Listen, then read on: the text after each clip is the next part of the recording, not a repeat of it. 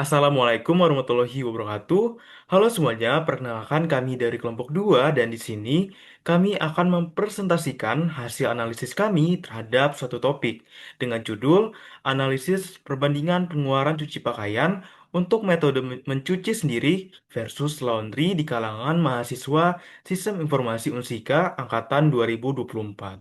Nah, sebelum memulai penyampaian materi dan hasil, izinkan kami untuk memperkenalkan anggota dari kelompok 2 terlebih dahulu, yaitu ada saya sendiri, Albert Gamal Sitorus, dan juga ada Anissa Anastia, dan juga ada Siti Aliza Sultania. Nah, untuk penyampaian materi selanjutnya akan dijelaskan oleh Saudari Aliza. Baik, di sini yang pertama ada alasan pemilihan judul. Di sini kami memilih judul ini dikarenakan mencuci pakaian merupakan rutinitas yang paling penting untuk mahasiswa, baik itu yang di kos ataupun yang PP. Di tengah padatnya aktivitas ini, mahasiswa dihadapkan dengan dua pilihan, yaitu yang pertama, mencuci sendiri ataupun laundry kiloan. Keduanya memiliki kelebihan dan kekurangan, baik dari segi biaya, waktu, ataupun tenaga. Dengan kondisi keuangan mahasiswa yang terbatas, sangat diperlukan untuk memilih metode mana yang paling hemat. Karena itu, kami sebagai mahasiswa memilih judul ini untuk menganalisis dan membandingkan pengeluaran mingguan yang mana yang paling hemat, agar mahasiswa dapat mengambil keputusan yang lebih bijak sesuai dengan kebutuhan. Next. Rumusan masalahnya di sini ada 4. Yang pertama, berapa biaya yang dikeluarkan jika menggunakan laundry kiloan? Yang kedua, berapa biaya yang dikeluarkan jika mencuci sendiri? Yang ketiga, metode mana yang paling hemat? Dan yang terakhir yaitu, apakah ada perbedaan yang signifikan antara keduanya? Next, ada tujuan penelitian. Tujuan penelitian ini yang pertama yaitu menghitung rata-rata biaya mingguan mahasiswa saat mencuci sendiri. Yang kedua, rata-rata saat menggunakan laundry. Yang ketiga, menilai dan membandingkan efisiensi biaya dari kedua metode. Yang terakhir, menentukan metode mana yang paling tidak hemat.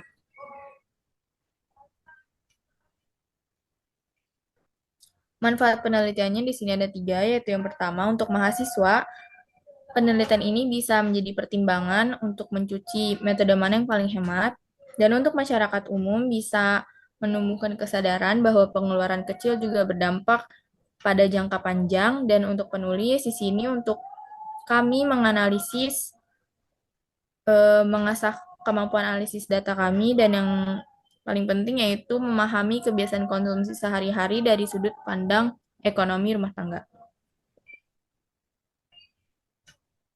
Lalu di sini ada jenis penelitian. Penelitian ini bersifat kuantitatif deskriptif komparatif karena di sini kami menggunakan data angka atau rupiah dan bertujuan untuk membandingkan metode mana yang paling hemat nantinya. Jadi ada 2 metode. Next. Di sini ada populasi dan sampelnya. Populasi yang kami tujukan yaitu mahasiswa aktif dari Prodi Sistem Informasi Unsika angkatan 2024. Sampelnya terdiri dari 50 responden. Nantinya responden diminta untuk mengisi data pengeluaran mingguan kedua metode cuci. Next. Pengumpulan data dan instrumen penelitian. Data dikumpulkan melalui angket online ataupun dari Google Form yang sudah dirancang dengan sederhana dan jelas agar mudah dimengerti. Instrumen ini berisikan petunjuk, penjelasan tujuan, pilihan metode mencuci, serta isian nominal pengeluaran mingguan untuk mencuci sendiri dan laundry dalam bentuk angka.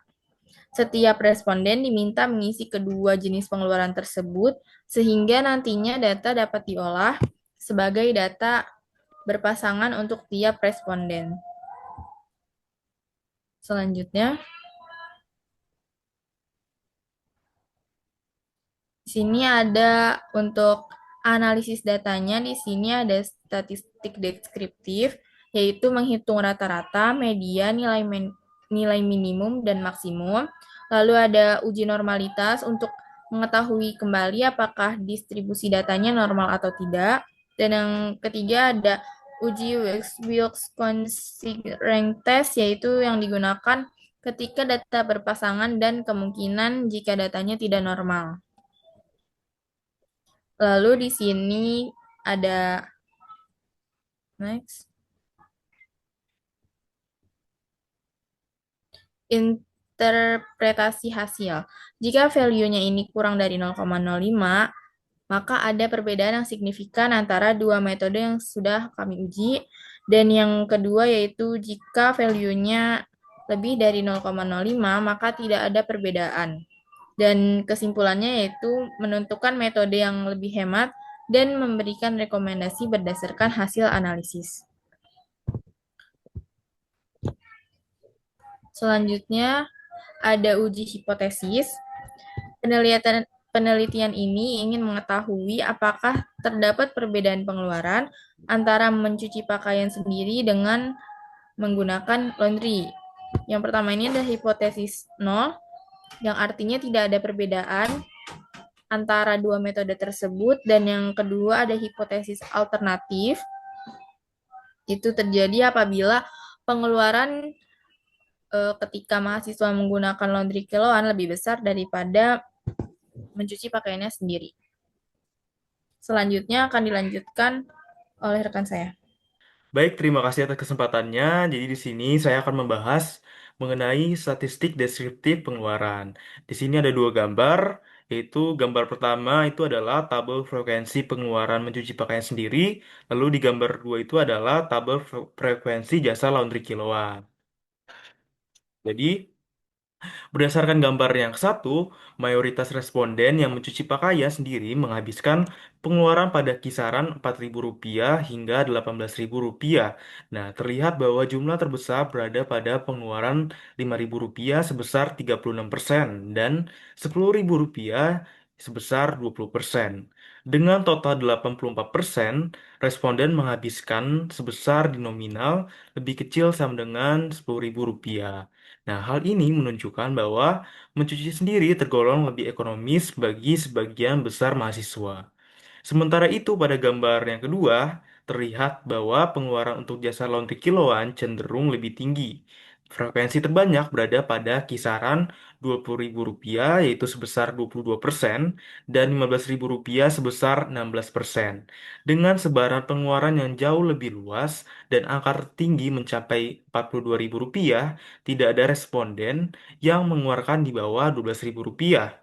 Nah, ini menunjukkan bahwa penggunaan laundry kiloan memang memerlukan biaya yang lebih besar. Nah, lalu secara umum, data frekuensi ini memperkuat temuan bahwa pengeluaran menggunakan jasa laundry kiloan itu secara signifikan itu lebih tinggi dibandingkan mencuci pakaian sendiri. Oke, selanjutnya saya akan menjelaskan mengenai kesimpulan dari analisis tabel frekuensi pengeluaran. Ya, jadi dari kedua tabel dapat disimpulkan bahwa pengeluaran mencuci sendiri cenderung lebih rendah dan konsisten, sedangkan laundry kiloan memiliki sebaran yang lebih luas dan rata-rata pengeluaran yang lebih tinggi. Nah, data ini memperkuat bahwa mencuci sendiri itu lebih ekonomis dibanding menggunakan jasa laundry. Oke, di sini saya akan menjelaskan mengenai tabel frekuensi statistik. Nah, di sini ada gambar tabel frekuensi statistik. Nah, gambar di samping itu menampilkan ringkasan statistik pengeluaran mahasiswa untuk mencuci sendiri dan menggunakan laundry kiloan. Rata-rata pengeluaran mencuci sendiri adalah Rp7.890.000. Nah, jauh lebih rendah dibanding laundry kiloan yang mencapai 20.030 perak ribu rupiah. Nah, median dari mode laundry kiloan juga lebih tinggi, masing-masing yaitu sebesar Rp20.000. Menunjukkan bahwa biaya layanan ini memang lebih besar secara konsisten. Lalu selanjutnya ada standar deviasi. Nah, standar deviasi dari laundry kiloan yaitu sebesar Rp5.661.000, yaitu lebih besar daripada mencuci sendiri, yaitu sebesar Rp3.379.000, yaitu menandakan variasi pengeluaran antar mahasiswa itu lebih lebar. Lalu ada nilai minimum maksimum, jadi Rentang nilai juga menunjukkan selisih signifikan. Mencuci sendiri berkisar dari 4.000 sampai 18.000, sedangkan laundry kilon itu berkisar dari 12.000 sampai 42.000. Nah, secara keseluruhan data ini tuh mempertegas bahwa mencuci sendiri itu lebih hemat dan lebih stabil dari segi pengeluaran. Oke, untuk penjelasan selanjutnya akan dijelaskan oleh saudari Anissa Anastia. Oke, terima kasih atas kesempatannya. Saya akan membahas uji normalitas. Uji normalitas dilakukan untuk mengetahui apakah data pengeluaran mencuci pakaian sendiri dan pengeluaran menggunakan jasa laundry kiloan itu berdistribusi normal atau tidak. Nah, dalam analisis ini digunakan dua metode pengujian yaitu Kolmogorov, Smirnov, dan Sapiro-Wheel. Hasil uji normalitas dengan Kolmogorov, Smirnov, dan Sapiro-Wheel itu kedua data tidak terdistribusi normal karena p-value-nya itu adalah 0,000 kurang dari 0,05. Karena data tidak normal, maka digunakan uji non-parametrik yaitu Wilcoxon-Signet-Rank Test. Selanjutnya. Uji Wilcoxon. Uji Wilcoxon atau Wilcoxon Signet Rank Test adalah metode statistik non-parametrik untuk membandingkan dua sampel berpasangan yang tidak berdistribusi normal. Uji ini kami pilih karena cocok untuk data dari responden yang sama pada dua kondisi berbeda dan tidak normal, sehingga tepat untuk mengukur perbedaan efisiensi biaya antar metode.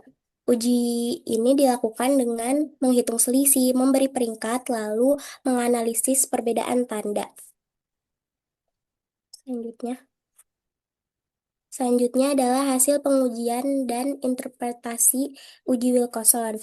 Tabel berikut menunjukkan perbedaan selisih pengeluaran dari masing-masing responden atau D, nilai absolut selisih atau determinan D, dan peringkat atau rank dari rata-rata D.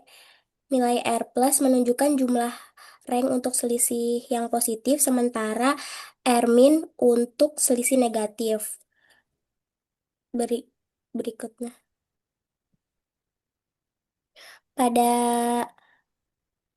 pada hasil perhitungan nilai ini didapatkan R plus atau positif rank yaitu 1.275 dan R min negatif rank yaitu 0. Selanjutnya, uji Wilcoxon Signet Rank Test dari SPSS. Hasil uji Wilcoxon itu menunjukkan seluruh responden 50 orang memiliki positif rank. Artinya, pengeluaran untuk laundry kiloan selalu lebih besar dibanding mencuci sendiri. Tidak ditemukan negatif rank maupun TIES, sehingga dapat disimpulkan bahwa tidak ada responden yang merasa mencuci sendiri lebih mahal atau setara dengan menggunakan laundry kiloan. Next. Untuk mengetahui nilai T hitung, dapat menggunakan rumus T hitung sama dengan min R positif dikali R negatif. T hitung sama dengan min 1.275 dikali 0. Jadi T hitungnya adalah 0. Jadi nilai total rank terkecilnya terdapat pada rank negatif sebesar 0.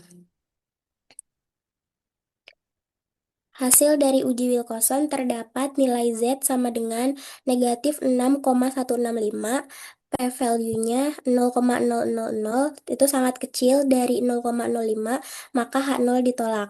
Hasil ini membuktikan bahwa memang ada perbedaan yang signifikan dalam pengeluaran kedua metode tersebut. Selanjutnya, uji pendekatan Z-score. Hasil uji Wilcoxon Signet Rank Test menunjukkan nilai Z negatif 6,165 dan signifikansinya 0,00.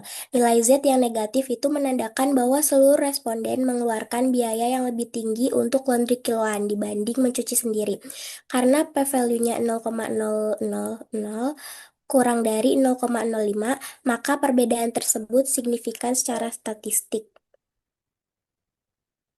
Sebagai pelengkap, dilakukan pula pendekatan manual Z-score untuk memverifikasi hasil dan menggambarkan posisi data terhadap distribusi normal standar. Nilai Z dihitung dengan rumus Z sama dengan T dikurangi nu T dibagi sigma T. Dengan nu T, N dikali N plus 1 dibagi 4 sama dengan 50 dikali 51 dibagi 4 sama dengan 637,5.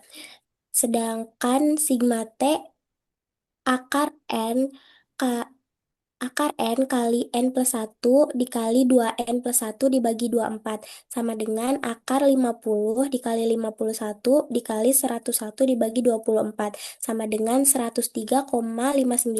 Maka Z sama dengan 0 dikurangi 637,5 dibagi 103,59 sama dengan negatif 6,15. Nilai ini sesuai dengan hasil yang dikeluarkan oleh SPSS, yaitu Z sama dengan negatif 6,165. Nilai Z negatif yang besar menunjukkan bahwa hampir semua data menunjukkan pengeluaran laundry kiloan lebih tinggi secara konsisten. Selanjutnya, visualisasi distribusi Z. Untuk memperjelas interpretasi statistik, dibuatlah grafik distribusi normal standar berikut ini, di mana garis merah vertikal menunjukkan batas kritis Z untuk taraf signifikansi 5% atau Z kritikal sama dengan negatif 1,645. Garis hitam putus-putus menunjukkan nilai Z hitung sama dengan negatif 6,165. Area arsiran merah merupakan daerah penolakan H0. Karena Z hitung terletak jauh di sebelah kiri daerah kritis, maka hipotesis nol ditolak. Dengan demikian, memperkuat kesimpulan bahwa pengeluaran untuk jasa laundry kiloan secara signifikan lebih besar dibandingkan mencuci sendiri. Selanjutnya, diskusi temuan. Hipotesis 0 atau H0 menyatakan tidak ada perbedaan pengeluaran antara mencuci sendiri dan laundry kiloan. Sedangkan hipotesis alternatif atau H1 menyatakan pengeluaran laundry kiloan lebih besar. Hasil uji Wilcoxon p-value sama dengan 0,000 kurang dari 0,005 menunjukkan H0 ditolak. Artinya, terdapat perbedaan signifikan di mana laundry kiloan terbukti lebih mahal. Temuan ini menegaskan bahwa mahasiswa yang ingin berhemat cenderung mencuci sendiri, sementara yang mengutamakan kepraktisan memilih laundry meski biayanya lebih tinggi. Hasil ini dapat menjadi pertimbangan dalam mengatur keuangan harian secara lebih bijak. Selanjutnya akan dibacakan oleh teman saya, Albert. Oke, baik. Terima kasih atas kesempatannya. Jadi di sini saya akan membacakan kesimpulan dan saran dari penyampaian materi dari hasil analisis kami. Jadi, penelitian ini membandingkan pengeluaran mahasiswa Sistem Informasi Unsika 2024 antara mencuci pakaian sendiri dan menggunakan jasa laundry kiloan dengan melibatkan 50 responden yang melakukan kedua metode. Nah, hasil uji Wilcoxon-Steiner-Frank menunjukkan perbedaan signifikan, yaitu dengan p-value sama dengan 0,0000, di mana seluruh responden mengeluarkan biaya lebih besar saat menggunakan laundry kiloan. Ini menegaskan bahwa mencuci sendiri secara umum lebih hemat. Oke, selanjutnya saya akan membacakan saran. Jadi, berdasarkan temuan penelitian ini, mahasiswa disarankan memilih metode mencuci yang sesuai kondisi keuangan. Mencuci sendiri lebih hemat dan bisa menjadi alternatif efisien jika waktu dan fasilitas memungkinkan. Bagi pelaku usaha laundry, hasil ini membuka peluang untuk menarik mahasiswa lewat strategi seperti promo khusus, paket langganan, atau layanan antar jemput. Nah, untuk peneliti selanjutnya, studi ini dapat diperluas dengan responden lebih beragam, mempertimbangkan faktor lain seperti pendapatan atau tingkat kesibukan, serta menggabungkan pendekatan kualitatif untuk memahami alasan di balik pilihan mencuci. Nah, dengan begitu, mahasiswa dapat lebih bijak dalam mengatur keuangan sehari-hari melalui keputusan sederhana, namun berdampak seperti cara mencuci pakaian. Oke, baik. Sekian presentasi dari kelompok kami. Semoga materi yang kami sampaikan dapat memberikan wawasan baru dan bermanfaat bagi kita semua. Dan kami memohon maaf apabila dalam penyampaian terdapat kekeliruan atau kata-kata yang kurang berkenan. Demikian kami ucapkan terima kasih. Wassalamualaikum warahmatullahi wabarakatuh.